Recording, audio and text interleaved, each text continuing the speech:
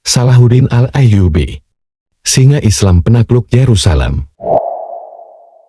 Di sebuah desa kecil di Tikrit, Irak, pada tahun 532 Hijriah atau tahun 1137 Masehi, seorang bayi laki-laki lahir dari keluarga Kurdi yang sederhana, namun penuh hikmah.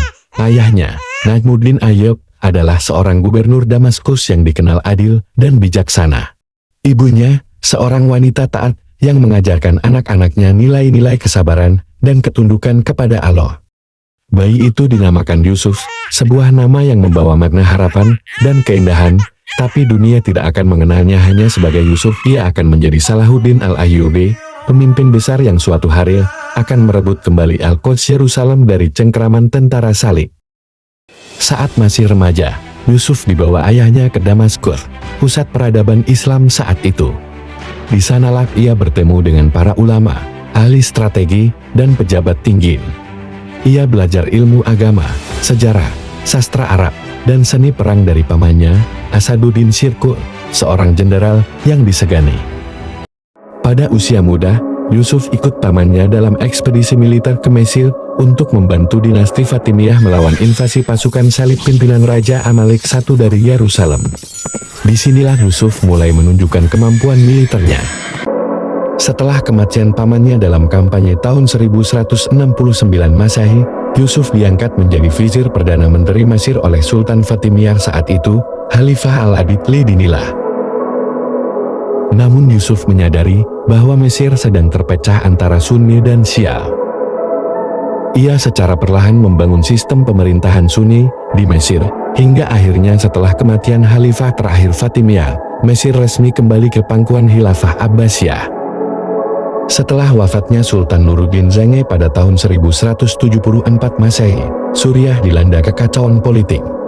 Yusuf, atau kini lebih dikenal sebagai Salahuddin al-Malik an-Nasir, memanfaatkan momentum ini untuk menyatukan wilayah-wilayah Muslim dari Damaskus hingga Kairo.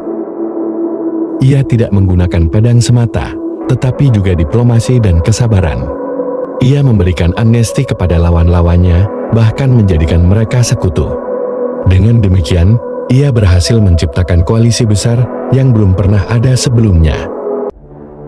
Pada tahun 1183 Masehi, Reynald of Chatillon, salah satu pemimpin salib yang paling brutal, melanggar gencatan senjata dengan menyerang konvoi dagang Muslim di Laut Merah. Bahkan, ia mengancam akan menyerbu Madinah dan Mekah. Salahuddin mengumumkan jihad dan mengumpulkan pasukan besar dari Mesir, Suriah, Jazirah, dan bahkan Turki. Seluruh pasukan pun berangkat menuju dataran tinggi Hattin dekat Danau Tiberias. Para ulama pun berkumpul, berdoa untuk kemenangan perang. Tanggal 4 Juli tahun 1187, di dataran tinggi Hattin dekat Danau Tiberias, pasukan salib dan Muslim bertemu dalam pertempuran paling menentukan. Salahuddin menggunakan strategi cerdik, menguras persediaan air musuh, memancing pasukan salib keluar dari benteng mereka, menggunakan pasukan berkuda ringan untuk mengganggu formasi, yang membuat pasukan musuh bertekuk lutut. Akhirnya, Raja Gui dari Yerusalem ditangkap, dan Reynald of Chatillon dihukum mati karena pengkhianatannya. Kemenangan ini membuat semua kota-kota penting salib runtuh, seperti Acre, Nablus, Jaffa, Hebron, Tiberias, dan lainnya. Setelah Hattin, jalan menuju Baitul Maqdis terbuka lebar.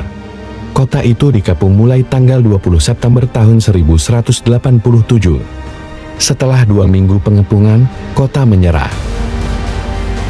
Untuk pertama kalinya dalam sejarah Yerusalem, penaklukan dilakukan tanpa pertumpahan darah.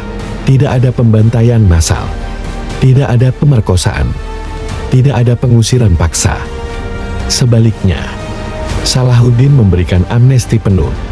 Penduduk Kristen boleh meninggalkan kota dengan aman, membayar tebusan jika mampu, yang miskin dilepaskan gratis. Bahkan, Salahuddin sendiri membayarkan tebusan bagi ratusan keluarga miskin.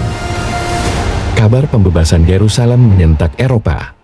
Raja Richard de Leonhardt Inggris, Raja Philip II Augustus Prancis, dan Kaisar Frederick Barbarossa Jerman melancarkan salib ketika tahun 1189 sampai tahun 1192. Sayangnya, meskipun pasukan salib berhasil merebut beberapa pelabuhan seperti Aceh dan Java, mereka tidak mampu merebut kembali Yerusalem. Setelah itu, dalam pertempuran Arsus tahun 1191, Salahuddin kalah. Namun, Richard tidak ingin menyerbu Yerusalem karena beresiko tinggi. Akhirnya, kedua pemimpin bersepakat untuk damai. Tanggal 2 Oktober tahun 1192, Perjanjian Java ditandatangani, yang berisi Yerusalem tetap di tangan Muslim.